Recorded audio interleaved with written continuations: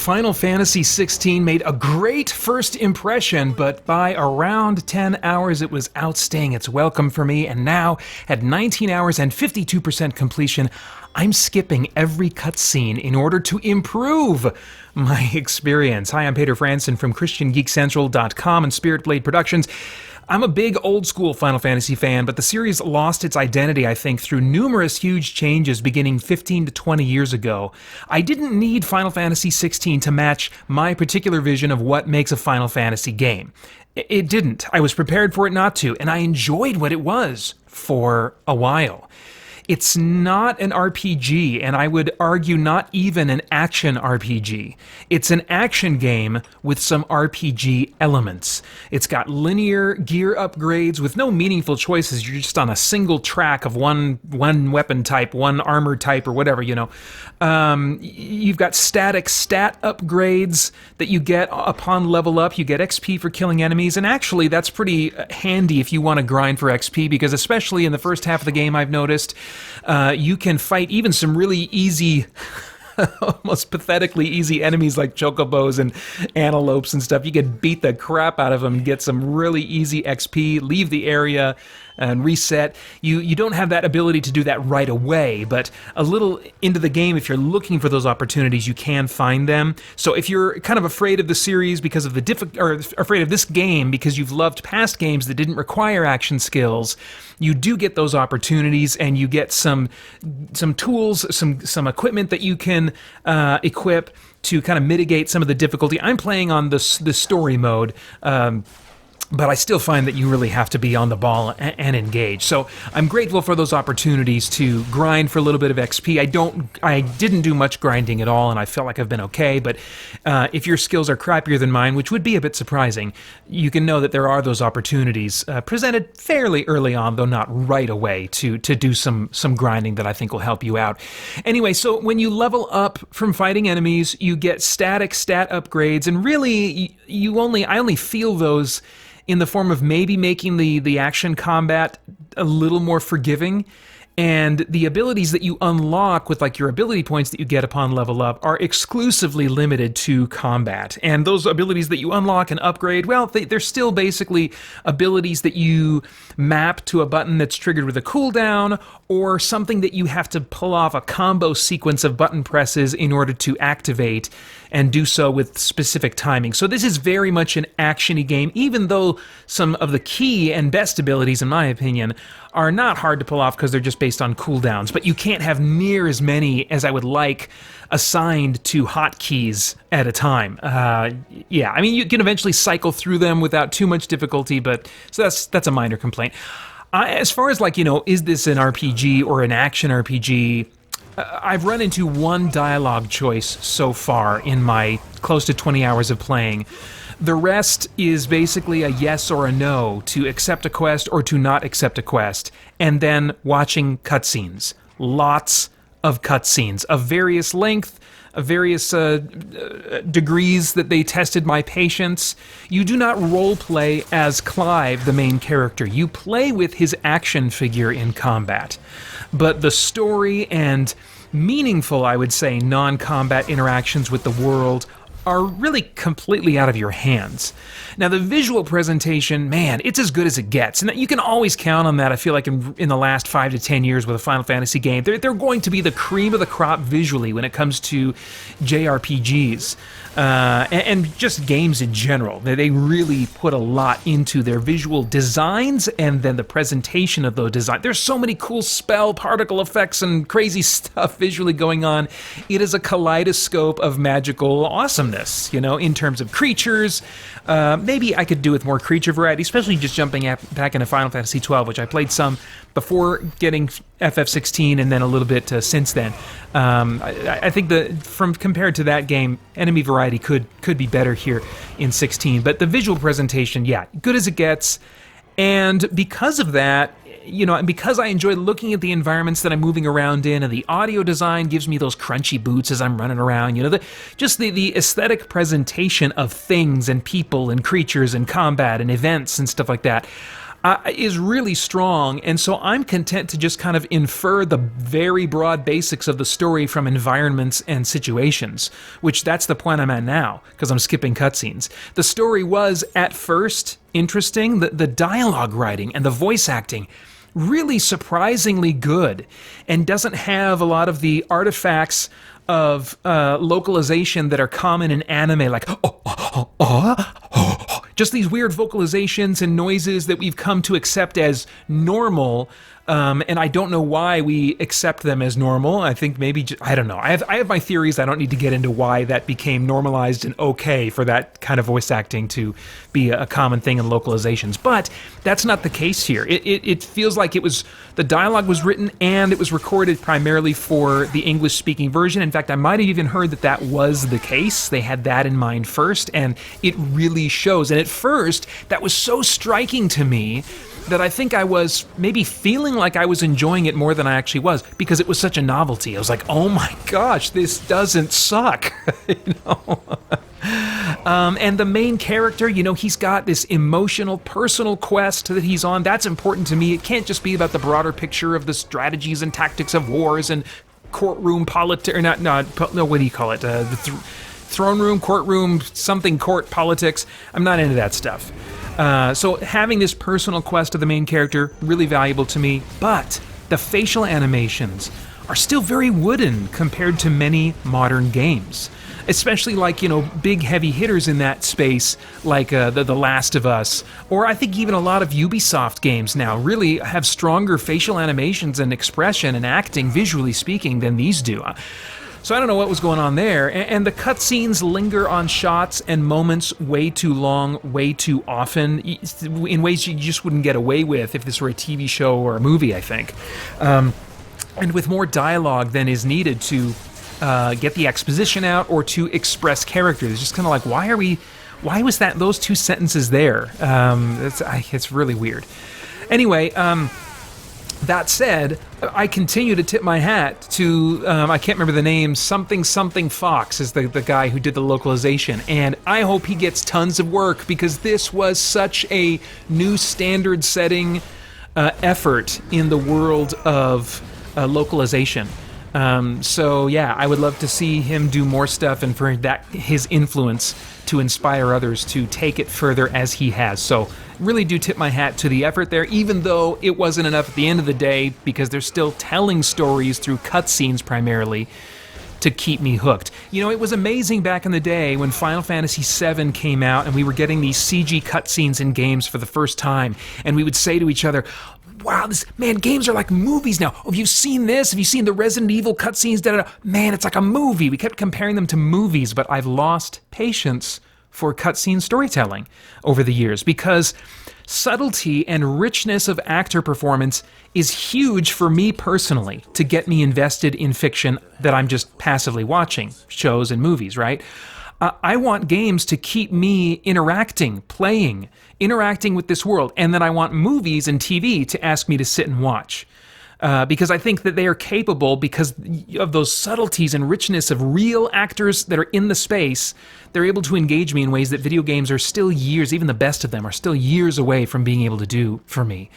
If they want me to sit and watch their cutscenes like I sit and watch TV, then, I don't think I'm being unfair is what I'm getting to. I think that if you're going to tell stories in that way, they should be ready to be under the same scrutiny.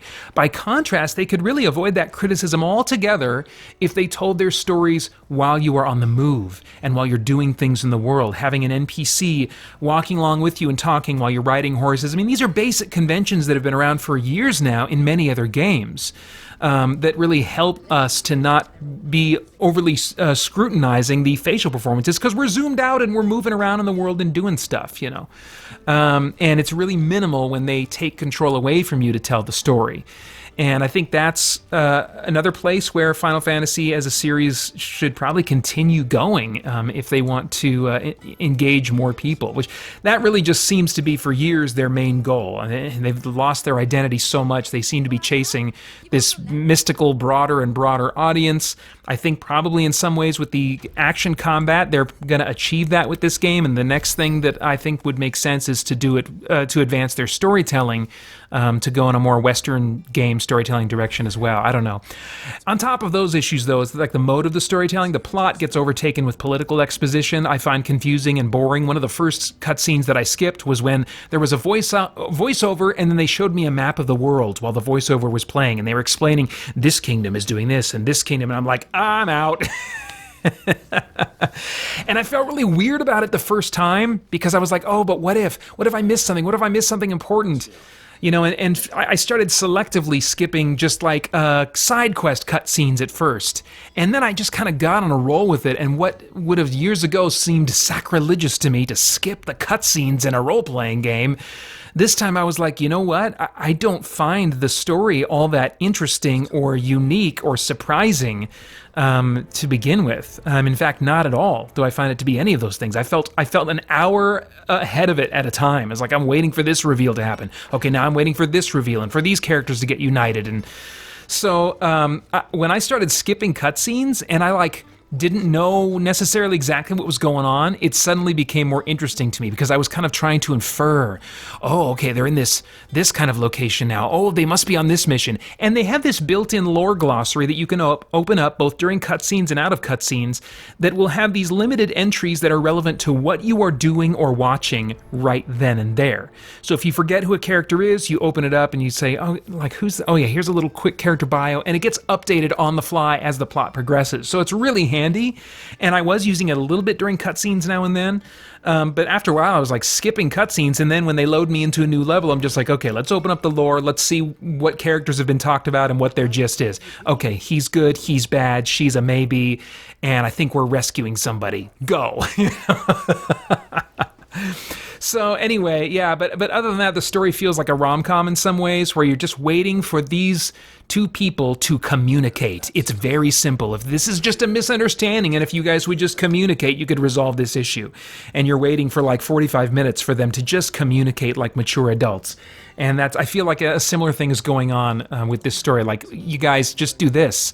If you want to justify why you're not doing this, then okay, go ahead and tell me what the reason is that you're not having this conversation. But you haven't done that yet, and so I just feel like, what in the world are you guys up to? Anyway, the cutscenes, though, I have to say, have awesome spectacle at times. Awesome spectacle. Again, I'll go back to the idea, you go to Final Fantasy, you're going to get top-of-the-line visuals.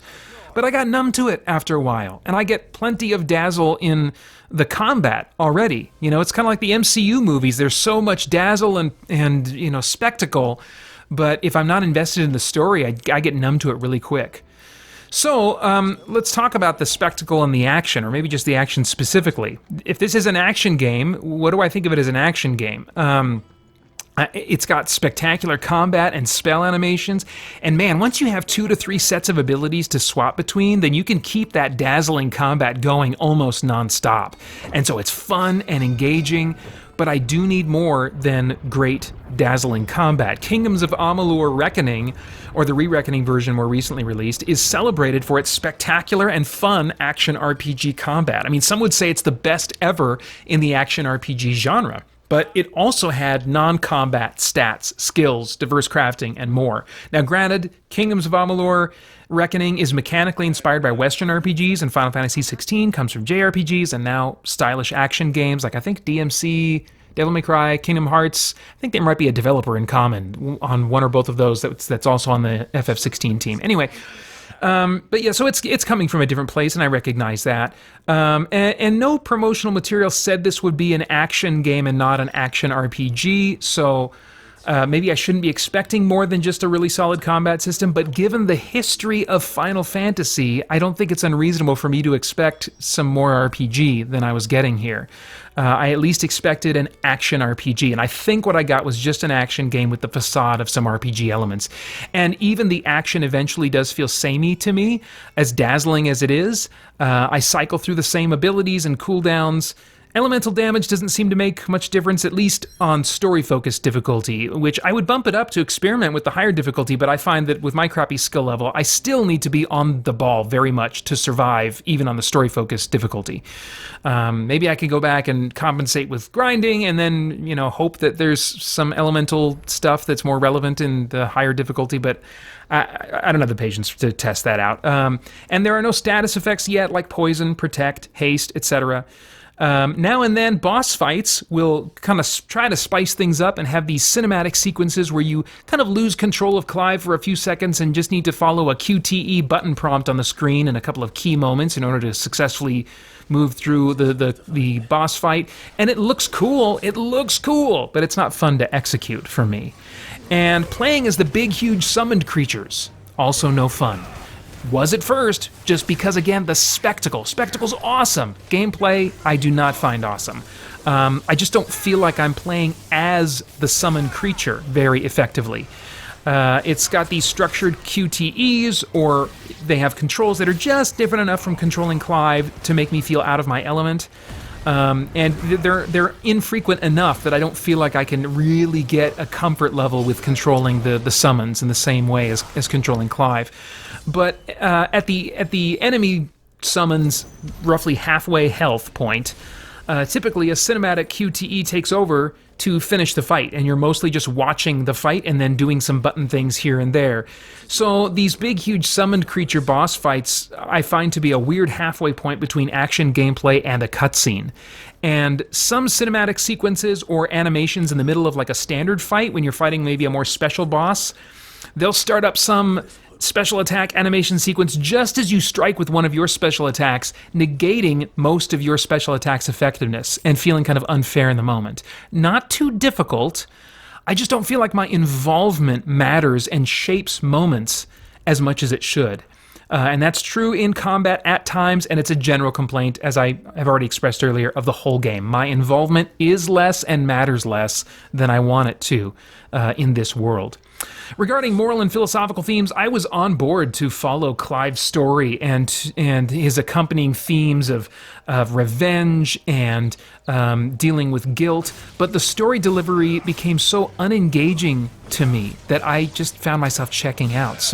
And ultimately did out of all the cutscenes. So I'll probably miss any intended or unintended messaging that might be in the rest of the game, which I do intend to play until the end. I totally plan on finishing this one. I think it's going to be in short bursts, maybe an hour or maybe a little more at a time. I'm having fun, and I'll probably keep having fun, and it's actually more engaging for me to speculate about the story as I skip cutscenes than it is to watch them. So I'm interested, and I tend to like movies where you don't have everything spoon-fed to you. You're just dropped as a viewer into a strange environment with characters that are not introduced. There's not much exposition, and you're just figuring things out as you go. I tend to enjoy those kinds of movies, and so I can enjoy Final Fantasy XVI on that level, and I'm interested in seeing the broad strokes resolution of the epic quest to beat the big bad and save all the people. But knowing what I know now, I would have much preferred to get this game on a deep discount down the road somewhere. Maybe my feelings will change after beating the game. I've heard there's a new game plus with many new elements that might prove to be a richer gameplay experience for my tastes, but for now I can't say I would recommend this game to anyone in particular unless I knew a lot more about that particular person's interests. That said, I haven't finished a Final Fantasy game since Final Fantasy XII, and feeling confident that I will be finishing this one, that's a big improvement in my overall relationship with the Final Fantasy franchise. And hey, here's hoping that Final Fantasy IX, that remaster, gets announced with a release date soon. So we might not have to wait too long before the next one that I genuinely do enjoy, since 9 is one of my favorites in the whole series. Meantime, I just finished Final Fantasy XII, the main story, for the second, maybe third time, I'm not sure, and I look forward to getting into its meaty post-game again. So I've got plenty of Final Fantasy in my life from at least a couple different games to enjoy on my own terms for now. And those are all my thoughts. I'd love to get yours in the comments below. As always, I hope you will join us over at christiangeekcentral.com. Lots of content for you there as we continue to geek out and seek the truth.